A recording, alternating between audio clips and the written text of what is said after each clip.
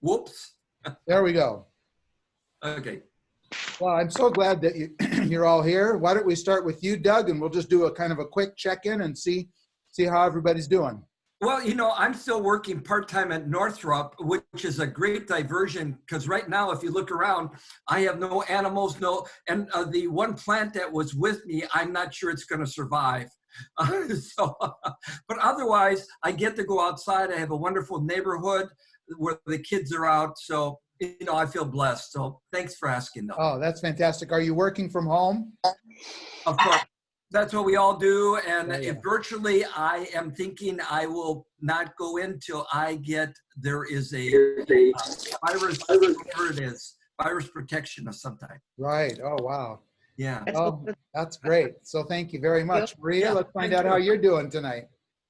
Well, I'm a little sad because I lost my dad.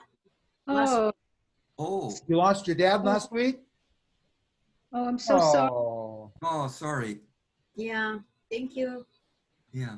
I try to be positive and knowing that maybe I'll see him one day, right? So Right. we all know that. Does he live in California? No, he's in Europe. Oh. What did he pass away from? I had cancer on his lungs. Oh, Yeah. lung cancer. Oh. That's right. Oh, I'm Sorry. so sorry. Yeah. Oh, Well, one of these days, all these things will be in the past. Yeah. Oh, God, please let it be soon. Yes. So sorry, Maria. Well, Yes, Jay, sir. how about you? How are you doing, sir? Doing good. Sorry, Oh, I he think I hit the doesn't- wrong button and muted you.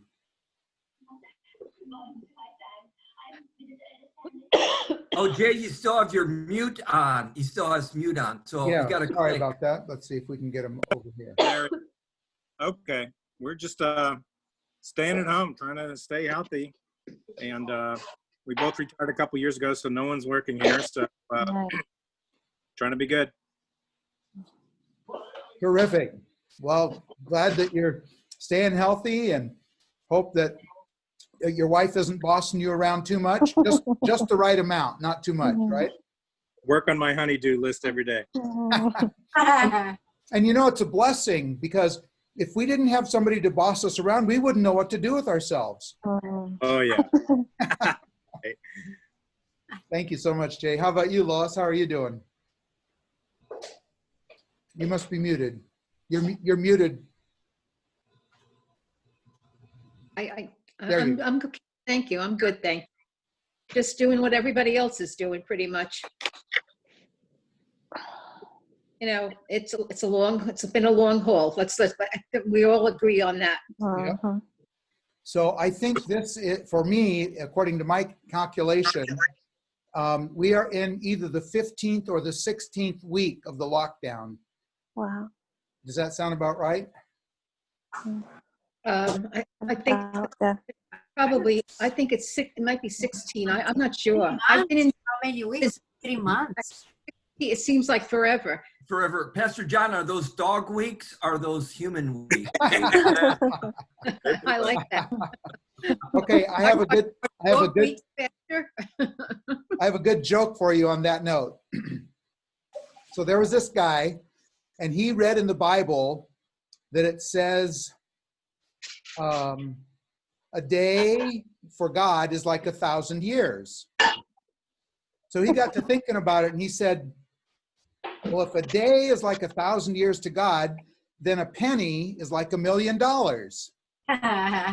So he said, I'm going to ask God for 1 penny. So he sent a prayer up and said, Dear Lord, please, if you could just spare a penny, it would be a real help to me. And the answer got texted back to him, and it said, I'd be happy to give you a penny. Do you mind waiting 1 day? Oh my gosh. That's I like that. It's all waiting. I'm finding pennies every day, by the way. Working on That's pennies Well, from heaven. Pennies from heaven. They're going to be $1 million before long. All Hey, right, so let's go next to Carlo. How are you doing tonight, Sir Carlo?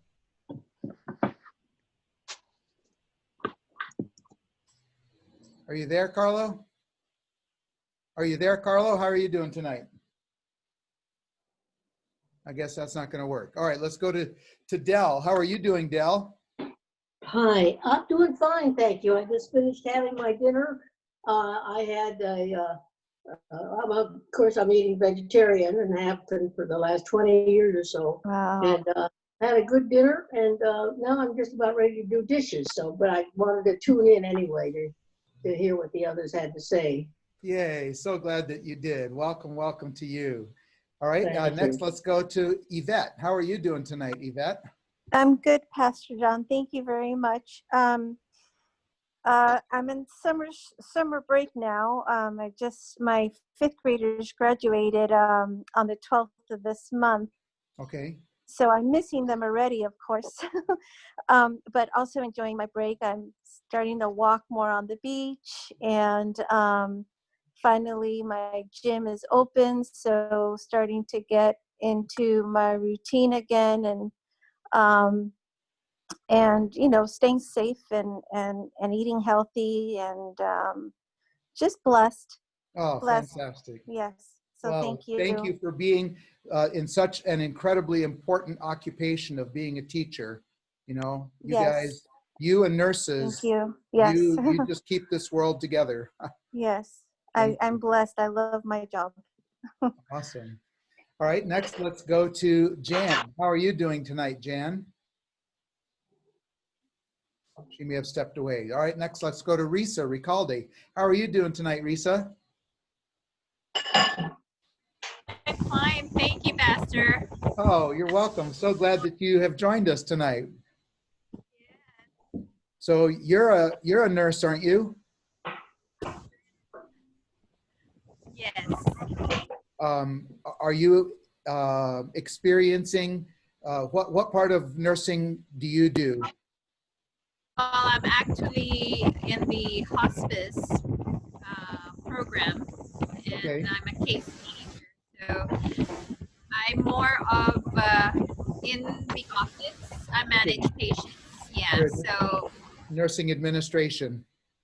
yeah, yeah. So Well, you know, thank you so much for your commitment to helping people and making them better. That's wonderful. And thank you for joining us tonight. Let's go next to Jan. How are you doing tonight, Jan? I'm doing good, thank you. Oh, we're so happy that you've joined us tonight. Yeah, I would love to. Are you pretty much sequestering yourself to home, or what are you doing these days?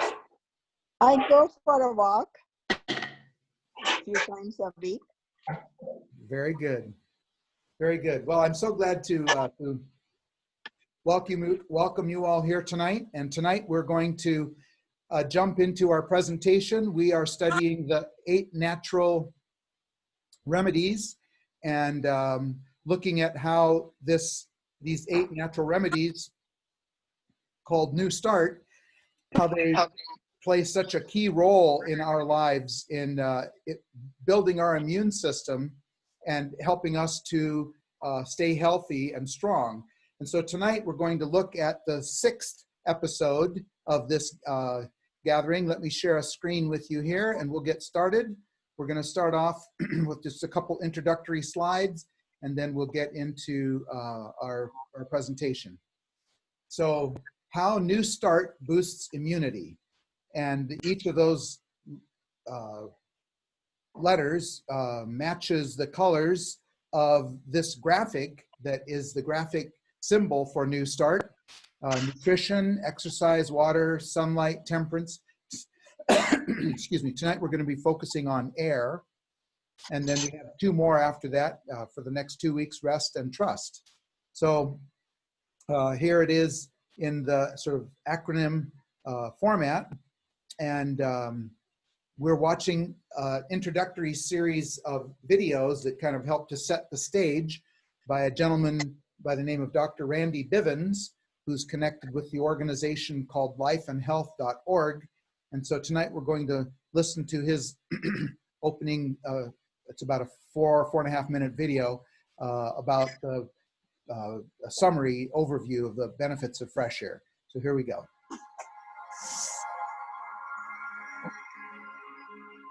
Hi, I'm Dr. Randy Bivens. Although we can survive for weeks without food and multiple days without water, we would die after just a few minutes without a breath of air. Audrey Mestre came from a family of scuba divers and snorkelers and spent a large portion of her life underwater. She was so confident in her abilities that in 2002, she attempted a world record dive of 561 feet. The day of the dive came, and at 300 feet, tragedy struck. Audrey blacked out and was rushed back up to the surface, but after spending 9 long minutes without oxygen, she could not be revived and she passed away. Audrey's death brings to light just how crucial air is to our lives. But how much do we really know about it? Air is roughly 21% oxygen and 79% nitrogen. In addition to the oxygen that your cells need to survive, there are small amounts of other elements as well as particulate material such as pollens, dust, mold, and other pollutants. The best air to breathe for optimum health is oxygen-rich, negatively charged air. A charged atom is called an ion. Ions can be either negatively or positively charged. Negatively charged ions having more electrons than protons. The negative charge in air is usually attached to oxygen. Negative ions tend to concentrate near rivers and waterfalls due to their movement. They also exist in places like beaches, forests, mountains, and interestingly enough, areas that have just been struck by lightning. All of these places have something in common other than the profusion of healthy negative ions. They all seem to congregate in the outdoors, specifically the wild and natural outdoors. In fact, it's often been discovered that the number of negative ions in any of the places I just mentioned is up to 10 times more than the office or bedroom you're sitting in right now. Negative ions are also referred to as happy ions because they contribute to overall sense of to be 102, and when she's been dead 3 days, she looks better than you do now. After hiking to a grand Russian waterfall, maybe you Well, noticed you're pretty well. Happy Scarlet? Thanks. I'm glad you are. What do you want to know? studies How do you think the Ohio women stack up against Minnesota? Well, I've never gone into stacking up women, so I do are less likely. Well, and what do you think of Masalia? How long are you going to be here? Where are you going? Things like that. Hey, Masalia in town, it is just a town. Me, I cannot wait to get out. How do we Somebody needs to mute themselves. It's quite noisy in the background. Oh, which I already? Oh, I know the past 5 years. Your pocket, and all indelible and lost.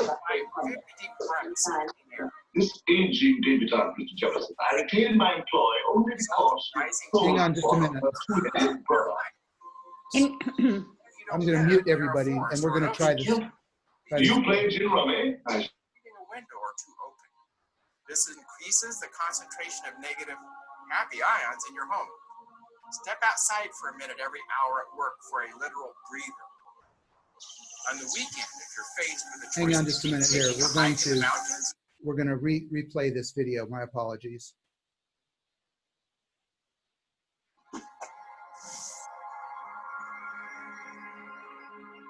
Hi, I'm Dr. Randy Bivens. Although we can survive for weeks without food and multiple days without water, we would die after just a few minutes without a breath of air. Audrey Mestre came from a family of scuba divers and snorkelers and spent a large portion of her life underwater. She was so confident in her abilities that in 2002, she attempted a world record dive of 561 feet. The day of the dive came, and at 300 feet, tragedy struck. Audrey blacked out and was rushed back up to the surface, but after spending 9 long minutes without oxygen, she could not be revived and she passed away. Audrey's death brings to light just how crucial air is to our lives. But how much do we really know about it? Air is roughly 21% oxygen and 79% nitrogen. In addition to the oxygen that your cells need to survive, there are small amounts of other elements as well as particulate material such as pollens, dust, mold, and other pollutants. The best air to breathe for optimum health is oxygen-rich, negatively charged air. A charged atom is called an ion. Ions can be either negatively or positively charged. Negatively charged ions having more electrons than protons. The negative charge in air is usually attached to oxygen. Negative ions tend to concentrate near rivers and waterfalls due to their movement. They also exist in places like beaches, forests, mountains, and interestingly enough, areas that have just been struck by lightning.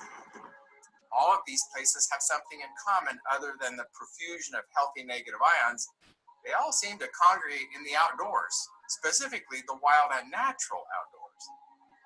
In fact, it's often been discovered that the number of negative ions in any of the places I just mentioned is up to 10 times more than the office or bedroom you're sitting in right now.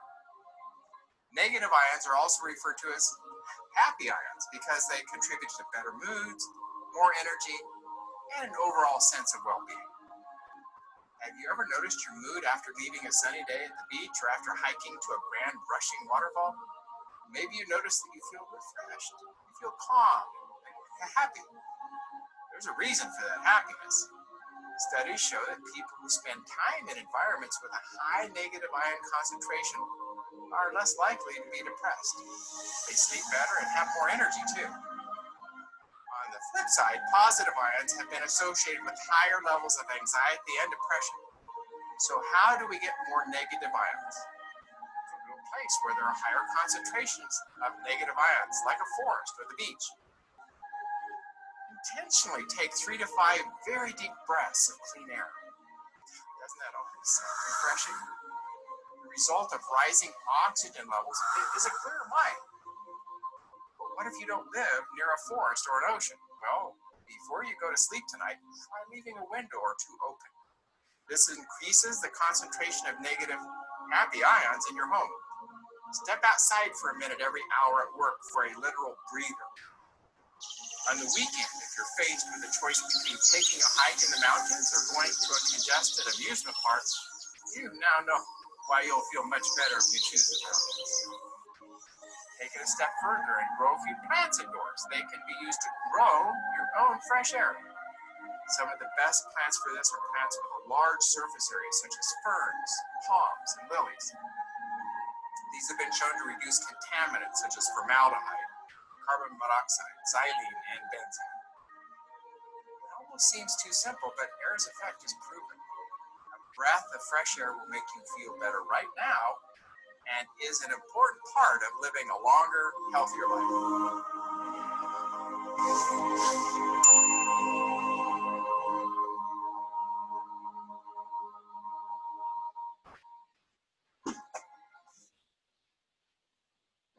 Thank you so much. Oh, let me invite Sylvia Roldan to join us. Okay, so we're going to focus on how we can maximize our immune system and our overall well-being by looking at some additional details and insights that have to do with air and breathing. I need about 2 minutes to just finish up a couple things here, and then we'll proceed on. My apologies. So just bear with me for a second, please.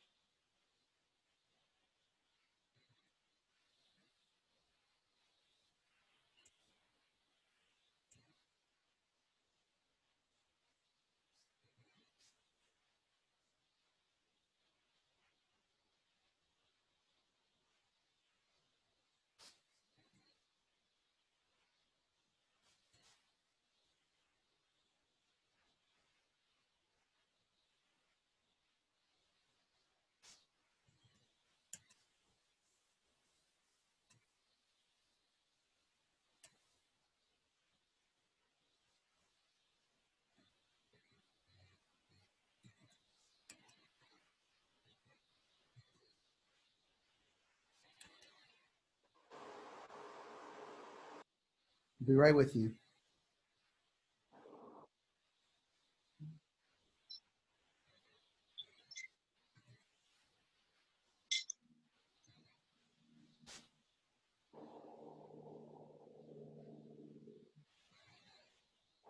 Okay, I'm off the screen.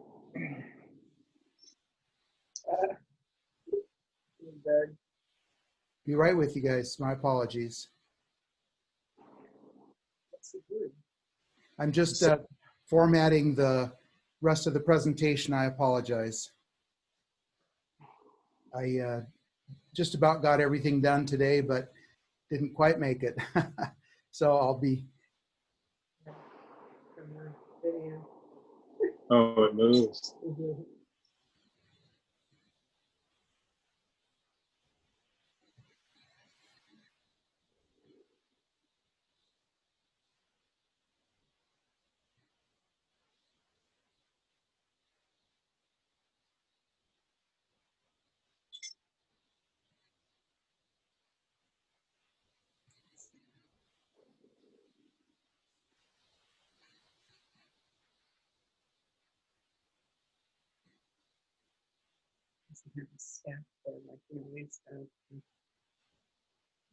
Yeah, it's gonna have to do it.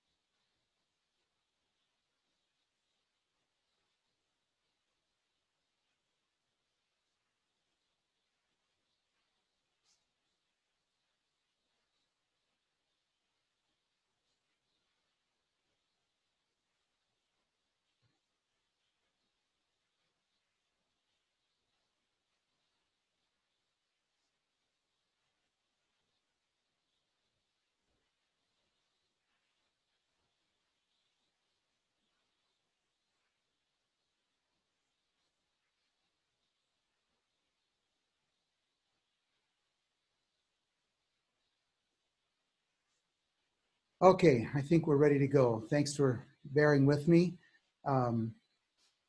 So we will share the screen and go on, proceed on through.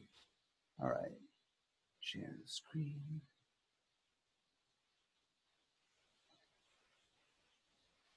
All right, so now we're going to take a look at just kind of a brief review about how our lungs work in exchange with the air. All right, so here's a picture of a generic human being, and the air gets into our bodies either through the mouth or the nose, goes down past the voice box and the larynx into the trachea, goes down the trachea and then splits into two bronchi, the left and the right bronchi, which take the air into the lungs. And then they go down narrower and narrower tubes called bronchioles into the small air-filled sacs called alveoli. And then in the alveoli, that's where the amazing gas exchange takes place. The blood comes from the heart, so it comes back to the heart from all the other parts of the body, and it enters the right part of the heart, and then it goes over to the lungs, where it exchanges the carbon dioxide, and that leaves the blood, and simultaneously the oxygen diffuses through the membrane of the alveoli and comes into the blood. Then that oxygenated blood goes back to the heart, the left side of the heart, where it is pumped from one chamber into the upper chamber, where it's really pumped hard, and it leaves out through the aorta and goes to all the different parts of the body. All right, so here's a little bit of a close-up picture about how the gas exchange in the lungs takes place. And the picture on the left is are the little alveoli sacs that are all connected to the bronchiole. and the blue lines are the veins bringing the blood that is saturated with carbon dioxide down to the alveoli, and then the red ones take it away. And then on the right-hand side, you can see the picture of how that transformation takes place. The blood comes in, and it doesn't have oxygen, so the color is a bluish color.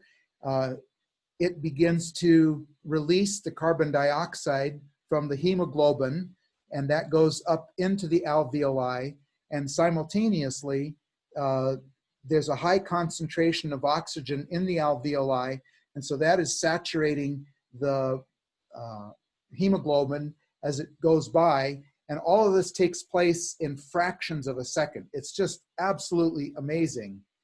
Let's see here. We've got to clean something up. All right, here we go. So, the air that we breathe, the air around us, is approximately 78% nitrogen, 21% oxygen, and then 0.97% other inert gases, and 0.03 carbon dioxide. So that all adds up to 100%. How many times a minute would you say we breathe? And you can unmute yourselves if you want to participate.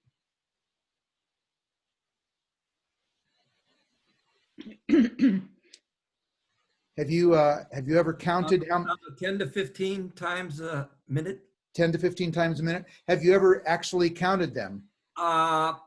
It varies. Sometimes I go maybe 8 or 7 if I slow down. If I'm running or fast, it's probably 20. Okay. Yeah. So the information, the research that I came across said that the average adult breathes 15 to 25 times per minute when we're at rest. And then we breathe faster when we're exercising, obviously. And babies breathe up to 40 times a minute when they are at rest. And you know what? That's something that we just don't even think about, right? It happens. So we'll go into a little bit of the biology behind all of that. The air we breathe in has about 21% oxygen in it. The air we breathe out has about 15% oxygen.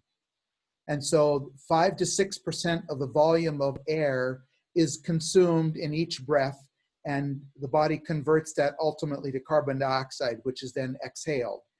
So, you know, that's quite interesting to see how it works. All right, the average adult at rest inhales and exhales 7 to 8 liters, which is approximately 2 gallons of air per minute. So, you know, water comes in those 1 gallon jugs, right? Right. So that means every minute you're inhaling and exhaling approximately two of those gallon jugs. That totals 11,000 liters of air per day, which comes out to 388 cubic feet, or almost 2,895 gallons of air per day. You know, that's profound. I mean, if you were to, you know, those big 55-gallon drums, you would need about somewhere between 50 and 60 of those big drums filled with air that you would carry, you would need throughout the day. Okay, so air enters through your nose and mouth, goes past the epiglottis. Okay, what is the epiglottis? Do you remember?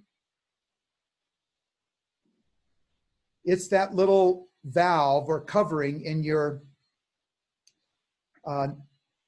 neck area that if you're swallowing water or food, it closes and blocks the trachea so that you don't get any water or food down the windpipe, the trachea, into your lungs. And if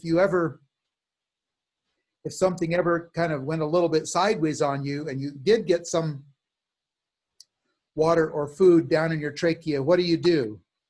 Choke. I start coughing.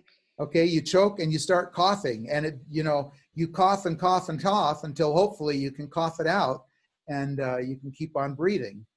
All right, so it goes past the epiglottis, into the trachea, through the vocal cords in the larynx into the bronchi, and from the bronchi air passes into each lung, and then it follows narrower and narrower bronchioles or tubes until it reaches the alveoli. All right, within the alveoli, we just saw that picture, oxygen passes or diffuses across the membrane into the pulmonary capillary and binds to the hemoglobin, and carbon dioxide is released. And all of that takes place in a fraction of a second. And then when you exhale, you are exhaling out the carbon dioxide.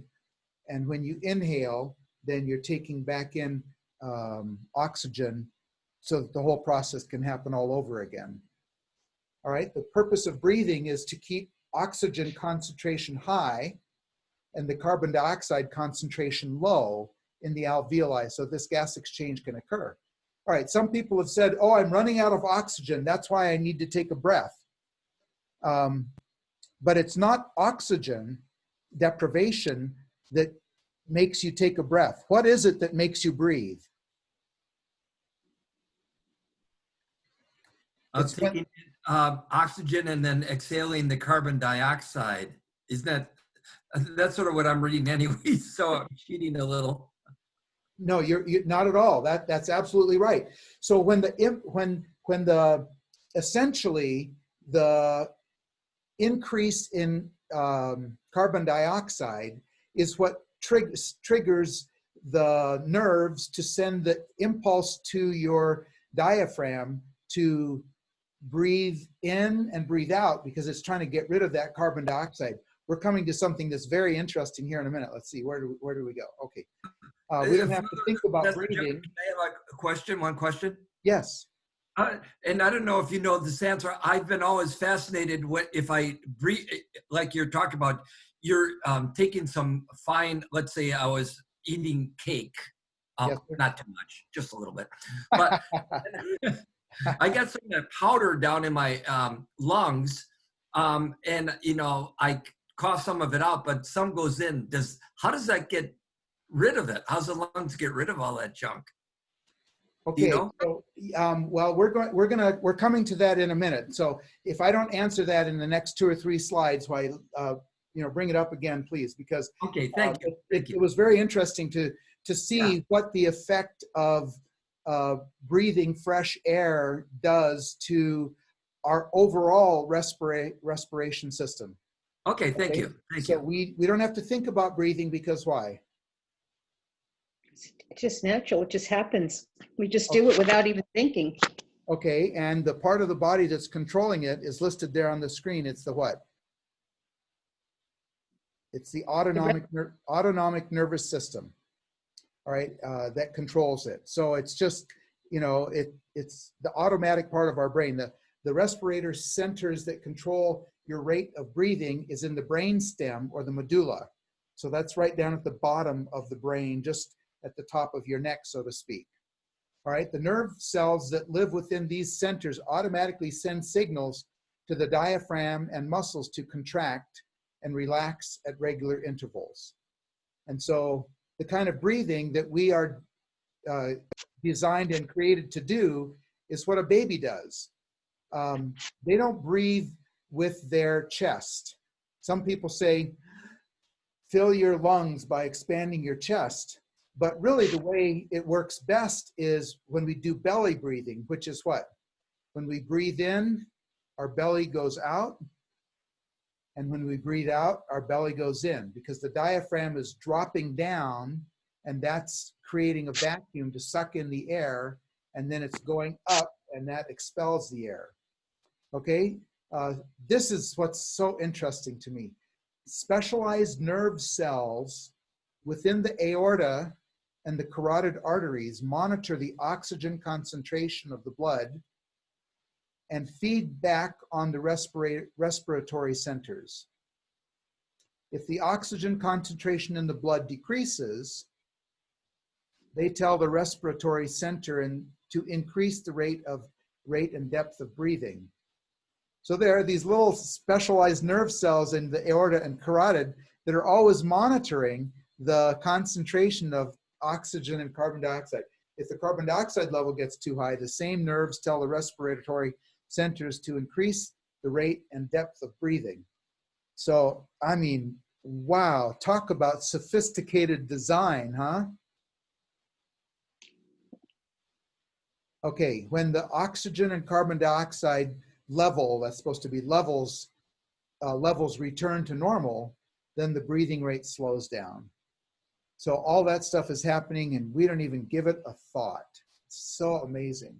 It's a good thing. Can you imagine if we really had to control all of that? We would forget how to do it, up, down, all over the place. So luckily when God makes us, he makes us with all of this stuff. That's great. That's really interesting that we don't think about it. And all of this is going on every breath. Oh, you know, and when you think of all those little oxygen molecules that are crossing the barrier between your alveoli and the blood, and the carbon dioxide is escaping and the oxygen's going in, and it's just happening, you know, It's amazing. split Amazing. it's just, yeah, it is. I mean, it's such sophisticated engineering and design.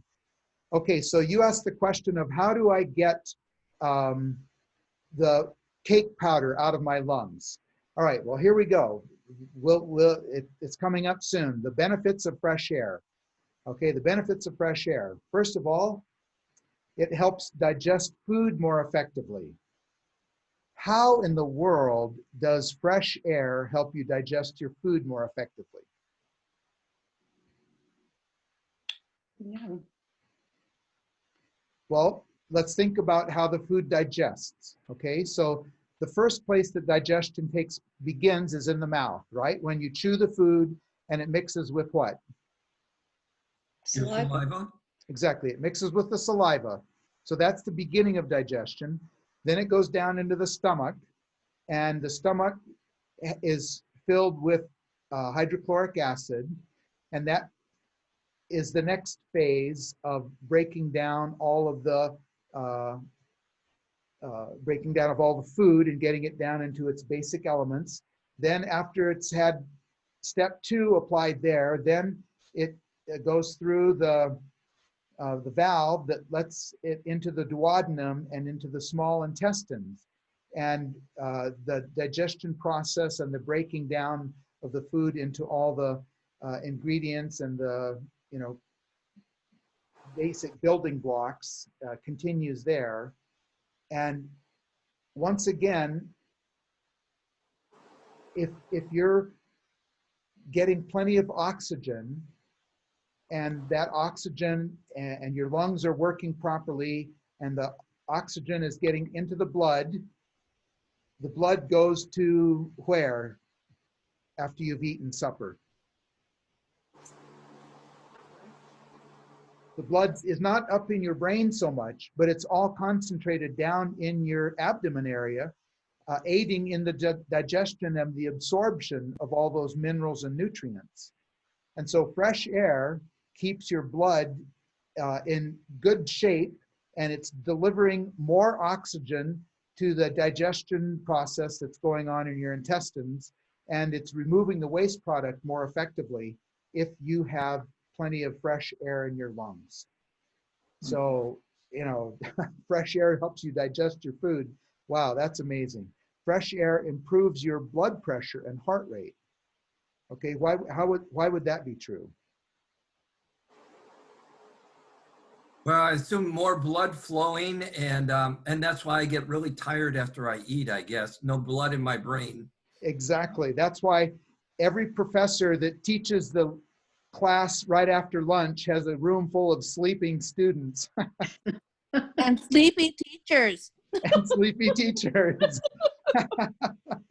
I advocated a nap at work right after lunch, but I never got my manager to approve that one, so I don't know.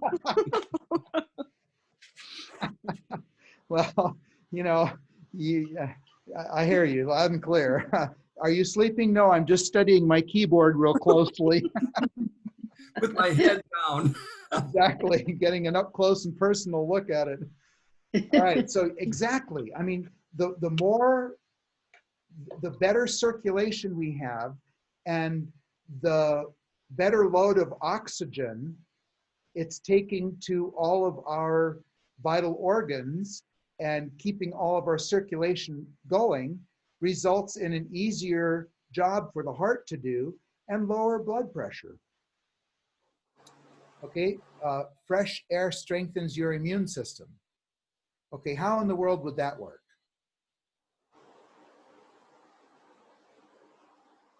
Good question. Okay, well, what all contributes to your immune system? Filtering. Okay, filtering, absolutely. Sunshine. Sunshine contributes to your immune system. How? The sun interacts with the cholesterol in our body and creates vitamin D. And how does that vitamin D get distributed throughout our body? To the bones and everything else, to the nervous system. It's in the blood, absolutely. And so healthy blood, which is oxygenated blood, and healthy blood, which has had the carbon dioxide removed, just overall keeps your whole system running better. So you could say it's kind of like changing the oil in your car. You know, you may drive a car that tells you it's time to change the oil. And if your car doesn't have that feature to it, you know, maybe you keep track of the oil changes by every 3,000 or 5,000 or 7,500 miles. And if worse comes to worse, you can tell when to change the oil by pulling the dipstick out and looking at the color of the oil. And what color is a good color to see? Light color. Okay, Yeah. like a gold, transparent color. But if it's really dark or black and you can't see through it, then you know that it's become contaminated and it's time to change it. And it seems like the same thing is true with our blood. And so the healthier we keep our blood, the healthier our overall system is, and it strengthens our immune system. Okay, so how does air, fresh air, help me reduce my obesity rate? By exercising.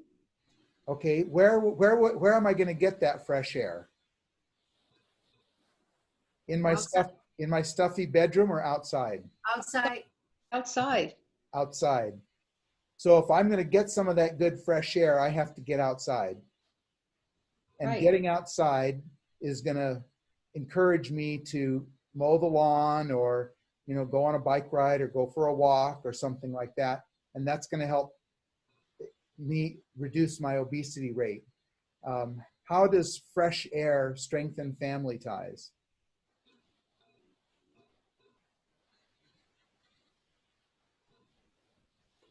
One of the things that Dr. Randy Bivens talked about in the introductory video was the negatively charged Ions. air that is charged with negative ions is a mood enhancer.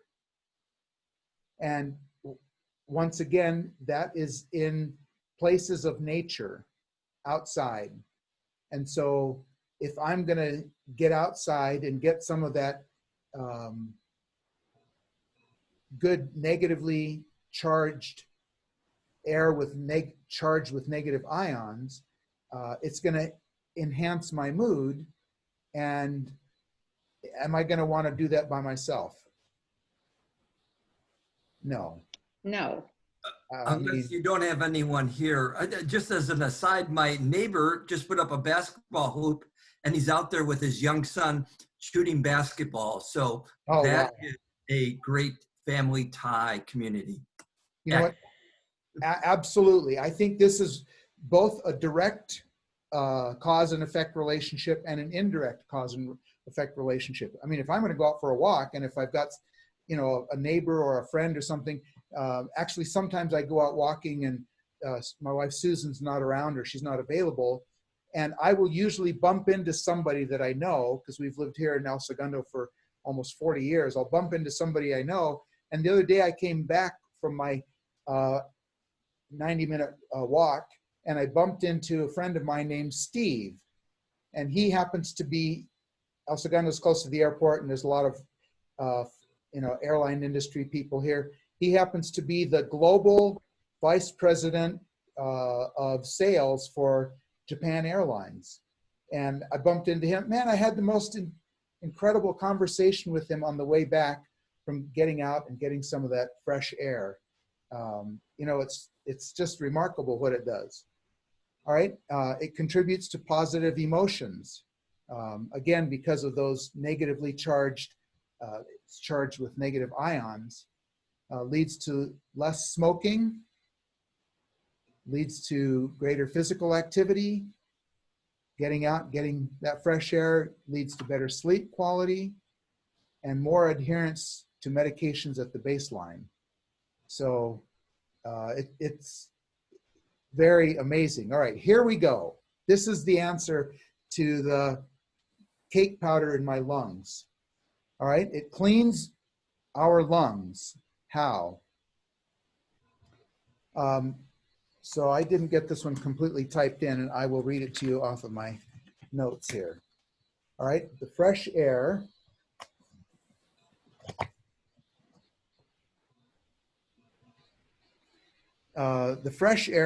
helps the airways of our lungs to dilate. What does that mean?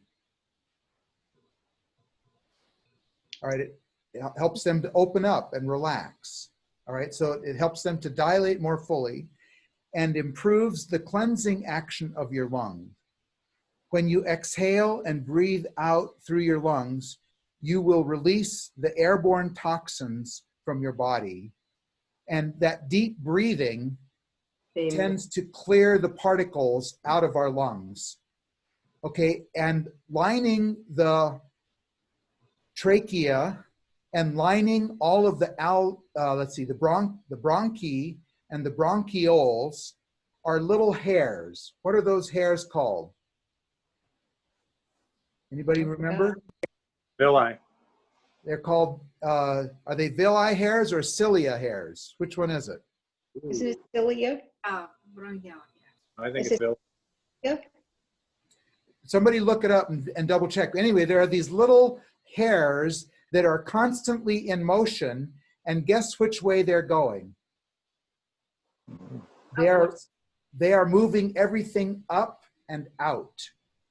And so the creator and the creation that he's made has, you might say, a built-in janitorial department that helps to clear out the villi or the cilia, whatever they're called, help to clear out the accumulation of dust and mucus.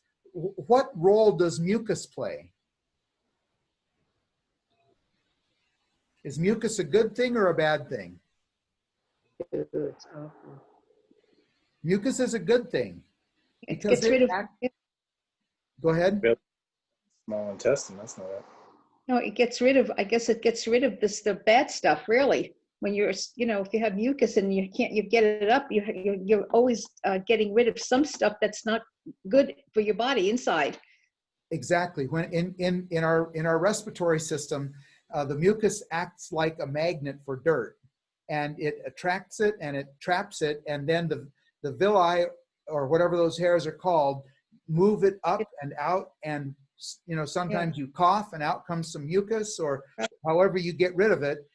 It helps to keep your lungs clear. So my guess is that cake powder that you accidentally got down your windpipe has been trapped in the mucus, and the villi or the cilia hairs have moved it up and out, and it's been expelled and removed from your body one way or another, either down your throat, down your, what would it be, the esophagus, into your stomach, or out of your mouth. In some way, shape, or form. It is cilia. Thank you. What is the name of the hairs? Cilia. Cilia? Yeah. And it's just, it's horrible. When I worked with a thoracic surgeon, we also have another class that we used to offer. I haven't done it much lately, but it was called the 5-Day Plan to Stop Smoking. And we would help people, anybody and everybody, to go through this class, and within 5 days, they were no longer chemically addicted. If they followed the program and the recommendations, within 5 days, they were no longer chemically addicted to their cigarette smoking. The rest of the addiction had mostly to do with neuromuscular behavior. Anyway, one of the things that Dr. Bailey said again and again and again, he said, every smoker has emphysema to a lesser or a greater degree. Because he said the heat from the cigarette smoke and the toxins in the nicotine and the tar and the other, I think he said there are 4,000 identified poisons in cigarette smoke. He said it kills the cilia hair lining your windpipes. And so the lungs cannot clear the mucus out that the cilia is supposed to do on an ongoing continuous basis. And so he says when your lungs, the alveoli and the lungs begin to fill up with the mucus, that's called emphysema. And he said you can't breathe, or your lungs do not act as efficiently as they're supposed to in the absorption of carbon dioxide and the dispersing of the oxygen. And so he said, my patients will have, who have terrible emphysema and their cilia hairs are not working anymore, he says they have to lay on their back with their head hanging down toward the floor and let gravity try to help pull out some of the mucus that's plugging up their lungs so that they can breathe again.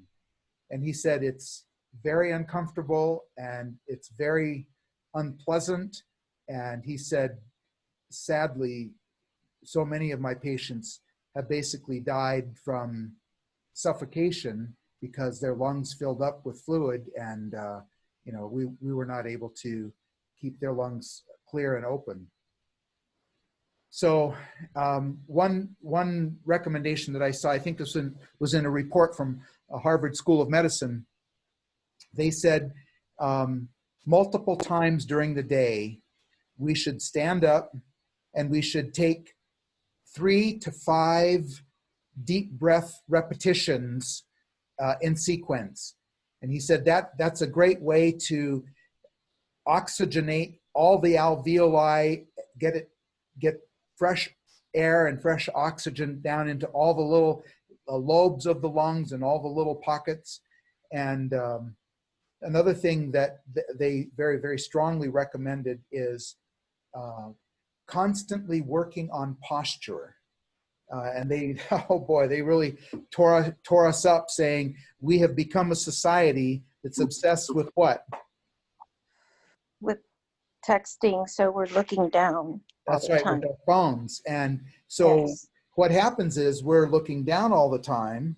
And so it trains the muscles and the ligaments in our neck and in the upper shoulder area to have a slouched posture.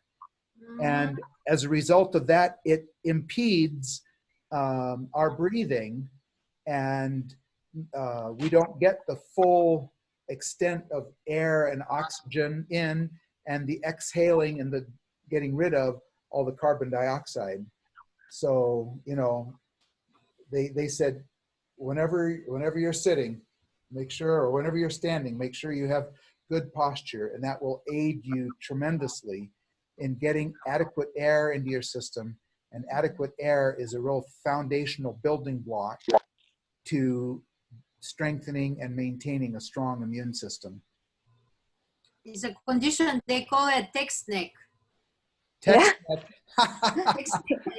Yeah, that's what they call it. Wow. So a lot of people suffer. I work for chiropractor and they come there with those neck problems. So looking down all the time on the phones. Yeah. They have a lot of problem here. Some go for surgeries. So it's so bad. Wow. It can get very bad. Wow. Right. Wow. Well, so that's the presentation. I've got a whole binder of notes that are so good that I just wish we could spend a whole lot more time. It was really interesting to read how construction calculates how much air exchange is needed in different kinds of buildings. So for instance, they talked about, let me just pull this page up here. They talked about how many square cubic feet of air needs to be changed per hour if you're in a restaurant, or if you're in a fitness club. Oh boy, the volume of air exchange is much higher because everybody's moving and exercising, and you know it's less in a bedroom where you're supposed to be sleeping. And it was just really interesting to see how all of that gets factored into the heating, ventilation, and air conditioning (HVAC) system of construction and for building permits and all those kinds of things. So get out and get some exercise. And it'll keep your immune system strong, and you'll live long, and you'll be positive, and you know, who knows, maybe you'll run for president and we'll elect you. Not me. Isn't there somebody who would be willing to run for president here in this? Risa Ricaldi, would you be willing to run for president? We'd love to have you. Anyway, all right. Well, listen, I don't know who can deal with all that situation. let me have a prayer with you, and we'll call it a night. Yeah, thank Oh you. God, we thank you so much for creating our bodies to be so amazing and so incredible, and all these built-in autonomic nervous system functions that we never think about, never really give any thought to, and the ability of our blood vessels to determine the saturation level of oxygen or CO2, and to adjust our breathing rate so that everything stays level. And we join with the psalmist David to say, we are fearfully and wonderfully made. Yes. God, thank you that we can come together as a group of people who are searching for more information and understanding about how to stay healthy and strong and live a long life to make a real significant difference in this world. And thank you that for the scientists and the physicians and the respiratory therapists and everybody else that is in the business of helping us to breathe better and to live longer and to live healthy. And Lord, you know the needs that each one of us have tonight in our own personal lives and in our family, or with our friends and coworkers, or the people where we live. And we lift those people up to you and pray in a very special way. Tonight we think of Maria. She's lost her father, Peter, this past week. And Lord, that's such a sad experience for anybody to go through. And so we pray that you will put your hands of comfort around Maria and help her to know how much you love her, and that she's not alone in this time of grief and loss.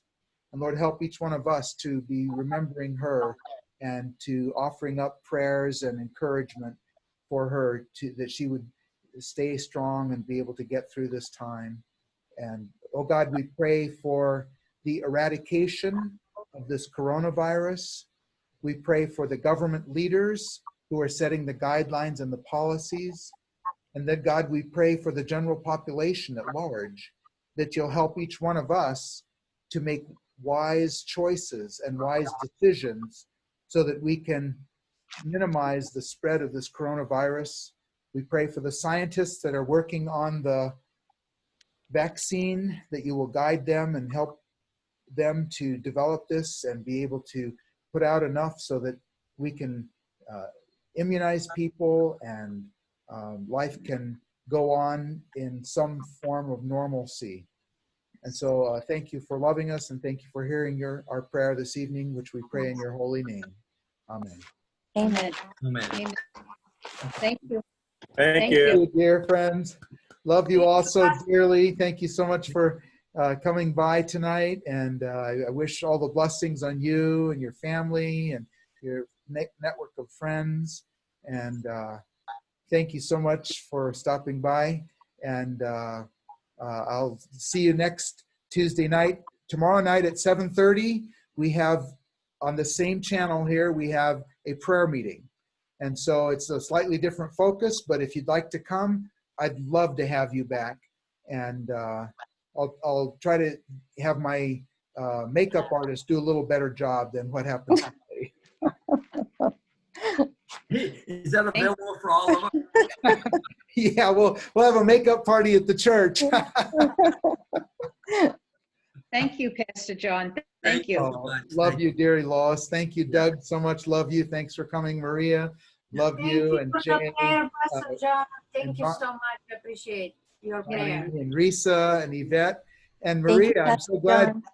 to see you tonight. And Sylvia, please jot my number down and call me after we get off this thing. Okay. Thank you, Pastor. Real quick, I have it. slides. I have it. Beg your pardon? I have your phone number. Well, go ahead. Sorry, Mary. 310.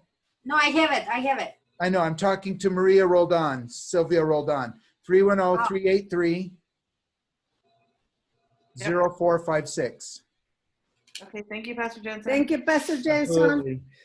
Sorry, Doug, you want the slides to this? Yeah, I do have your number embedded in my phone, so I'm good. But yeah, Okay, the so slides would be what I'm great. gonna do with this recording, as well as the other two recordings, is I'm uploading them to YouTube, and I'm gonna put it on the Back to Basics page as a link on our church website, so you can click it and then you can review it there. Excellent, excellent. Okay, Thank you. thanks. All right. Good night. God bless you all. You too. Bye. Okay, thank you. Call me Sylvia. Okay, bye-bye. Thank you.